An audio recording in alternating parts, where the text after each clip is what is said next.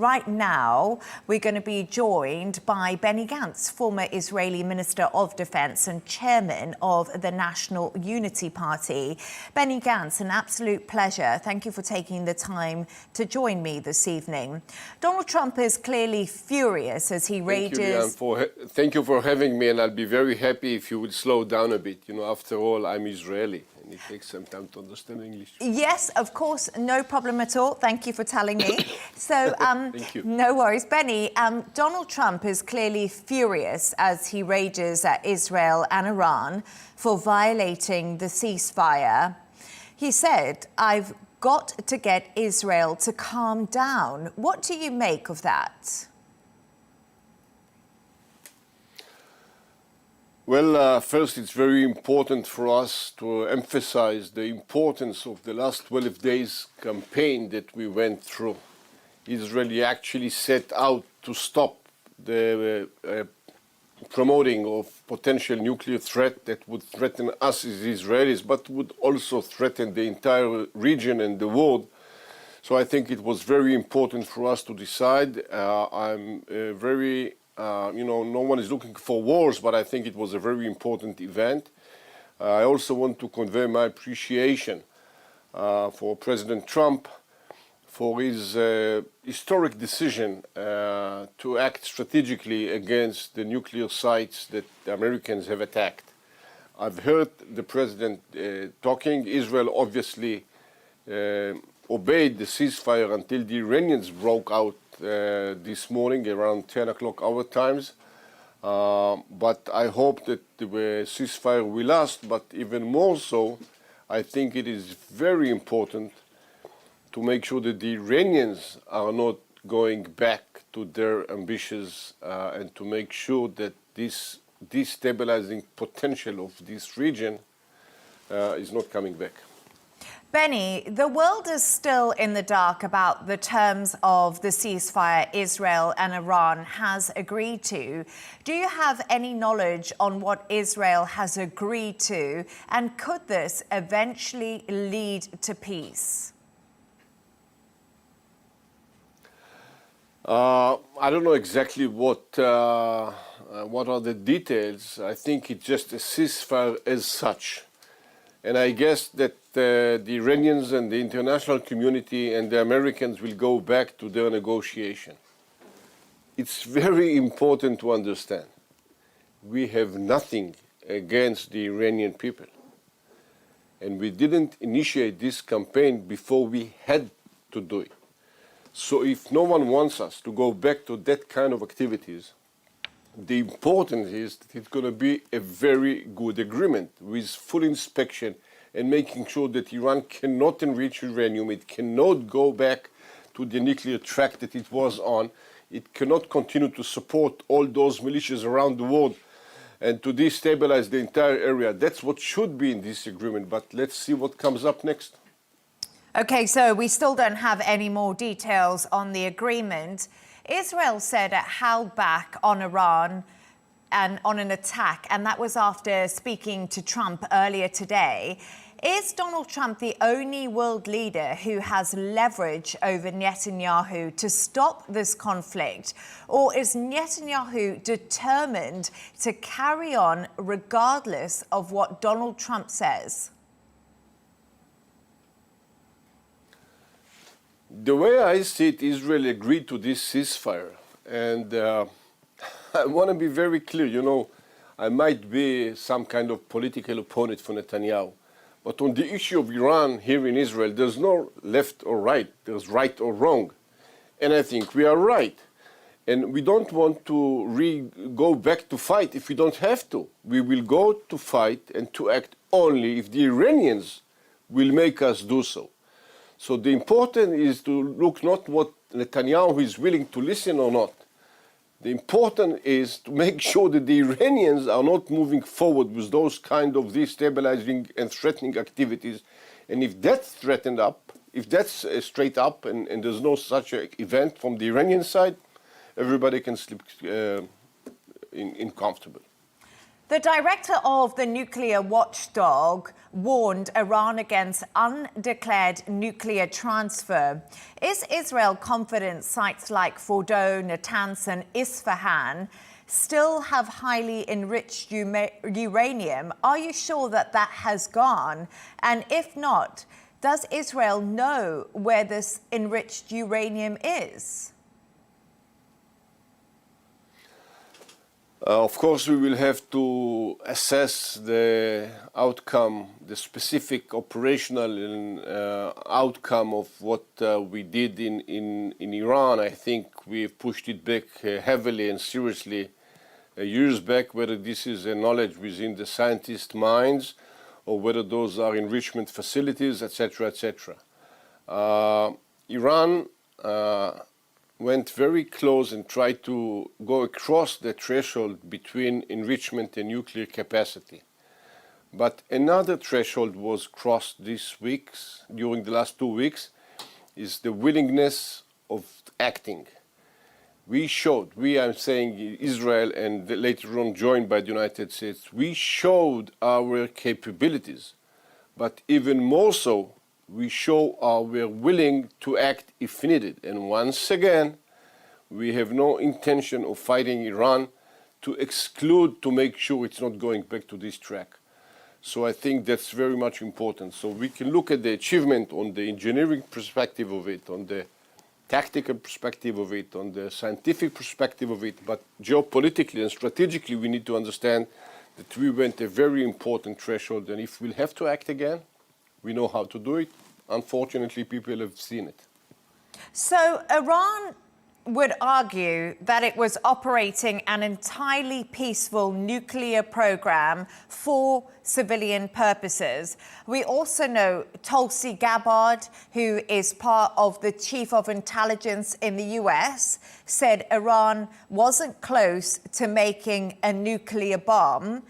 And I just want to know if you still think the right decision for Netanyahu was to hit Iran. Yes, I think it was a right decision. I think it was a strategic necessity for us from existential perspective, but it was a very important decision on behalf of the region and on behalf of the world in terms of what Iran is presenting. We must understand that Iran is a global challenge, i.e. look at what's happening in Kiev, Ukraine. Look at what's happening with the Houthis in the Red Sea. Iran is a regional destabilizer. Before this war started, the highest number of rockets went on the Aramco facilities in Saudi back in 2019 by the Iranians.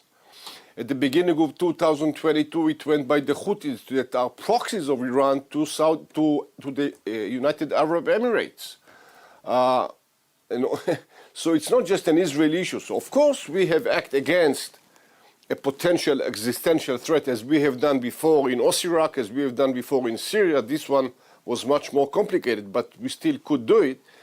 The question is also stands there for the region. And you know, the only thing between a future of escalation and Israel reoperating if it has to do so, or a future of prosperity and stability, is the radical approach of the Iranians. If they won't go back there, we will see much more positive outcomes in the entire region. And we are favoring that. We are deep into the Abraham Accords, and I hope to see expansion of this to normalization with Saudi and other countries, and maybe to have some kind of agreement with the Syrians and the Lebanese governments. So we seek peace, we seek stability, we need security. So if we won't have to act, we definitely prefer the other tracks. So I just want to speak to you about the scale of damage in Beersheba today. 4 people were killed and the damage is said to be extensive. What is the mood among people in Israel right now? And do they still support Netanyahu's attack on Iran, even though we have seen missiles hit inside of Israel? Yes, Leigh-Ann, you're absolutely pointing out, without saying it, the difference between what we are doing and what the Iranians are doing. We are targeting operational and military and industrial facilities that had to do something with security, that has to do something with the nuclear approach, etc., etc. We may attack Revolutionary Guards, we may attack the Iranian Air Force. We do all kind of things that are military and operational targets. The Iranians are aiming to civilians, like we saw tragically this morning, as you rightly said, in Beersheba. However, the public of Israel understand the need to stand for our security interest, and we have the resilience to go through this process. I've been to all those places that were attacked, whether those are in the south or in the north, whether the people that were hurt were Jews or Arabs in the village of Tamra. We here in Israel are all united that Iran cannot and will not be allowed to threaten Israel and to threaten its very specific existence. I don't know of any other country in the world that calls for the total destruction of other country and building the means to do so. We have seen what happened on October 7. One cannot give those kind of capabilities to radicals that one day might irrationally use them. And I think that this is very well understood among the public in Israel. So you resigned from Netanyahu's government amid the months-long assault on Gaza. Do you support Israel's attacks on Iran? And I just want to say to you, according to official figures, around 606 civilians have died in Iran since the 13th of June, since Israel launched their attacks on the country. Yes, but I'm very sorry for every civilian, Iranian civilian that was killed. Just as I'm very sorry for every citizen in Gaza who is being killed. But this is not because we are seeking to kill civilians. This is because we have to go after military or operational targets, and those are embedded into civilian society, and that's the results of what happened, unfortunately, in Gaza. You know, if you talk about damages, surrounding damages in military operations around the world, Israel is achieving the highest ratio, I would say, of kind of 1-to-1, but which professionally speaking considered to be a good operational ratio. But once again, I'm very, very sorry for every loss of life which is unnecessary. We could take all those tons of dollars that went to terror organizations, that went to build those nuclear sites, that went to build those ballistic missiles that threatened the entire continent of, or half at least continent of Europe, and invest them in science, in education, in health system. I think the Iranian people themselves should be getting those kind of things much more than the attempts that the Iranian regime have done outside the Iran itself. So yes, I'm very sorry for every civilian who's being killed, and but if it comes to a point where we have to act, then we have to act. Did Prime Minister Netanyahu carry out this mission to destroy Iran military sites and nuclear capabilities to make sure he stayed in power? Before these attacks, he was facing immense pressure from Western allies over the dire humanitarian crisis inside of Gaza. And every day, there are reports that people who are going to receive aid are being killed at those facilities.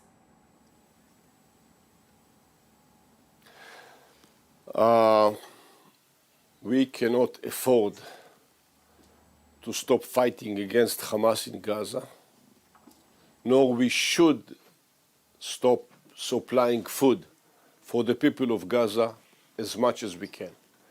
Unfortunately, during the campaign in Gaza, we saw that Hamas is taking control over the humanitarian support that is being pushed inside, keeping it in his own storage, and selling it to the society, to civilians in ridiculous high prices. So we are seeking always way to buffer between Hamas control of the humanitarian support and making sure that the people of Gaza actually gets them. So I think that's what we should do in Gaza to continue. And you know, in Gaza we are not revenging because there's nothing that we can do in Gaza to satisfy our revengement sense after what they did to us on October 7. Nor are we retaliating in Gaza. All we do in Gaza is securing our future over there, from there.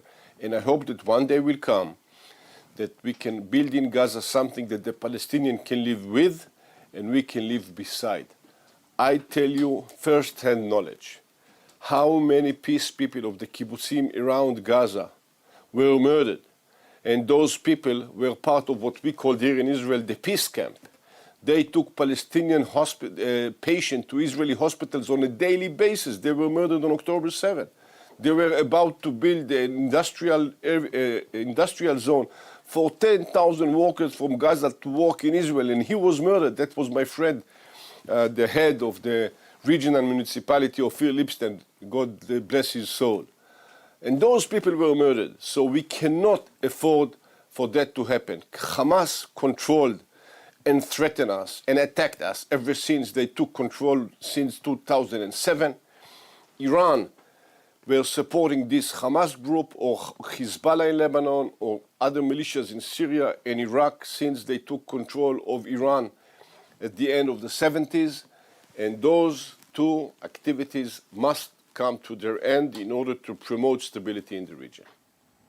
So, Benny, I hear you there, and I have spoken to a lot of doctors who are operating in Gaza, and they have said to me that there's malnutrition, people are starving, not enough food is getting to them, and when people are being injured at these aid distribution sites, they have shots in their shoulders, and it is not warning shots. People are dying every single day of starvation. Do you think if the war with Iran is indeed over, attention is now going to refocus on the dire humanitarian situation in Gaza, and also that Benjamin Netanyahu has failed to get the hostages back? Well, we got lots of hostages back. It started with 251 of them, and now we have 50 more in Gaza. So I think we have done a lot, but it's very, very simple. Between rebuilding Gaza and to have a flood of humanitarian and rebuilding the place, there is very simple issues. Hamas must let down his arm. He cannot control Gaza. Our hostages must come back, and everybody will have whatever they need. We have no interest in Gaza other than that. So why to talk with us? Let's see what Hamas is doing. Benny Gantz, former Israeli Minister of Defense and Chairman of the National Unity Party. Thank you so much for joining me. I appreciate your time. Thank you very much for having me, and I want to emphasize, we seek peace, stability, and security in the region for all the people in the region, Jews, Arab, no matter where they come from. The only thing between us is radicals, whether those are Hamas or the other proxies of Iran and Iran itself. If those things will change, I think we are facing a bright future, and this region can really flourish in all aspects that one can think of, and I hope that one day we'll get there. I believe that one day we will get there, and I'll do whatever I can in my capacity to promote this direction in future days. Benny Gantz, thank you so much. Thank you.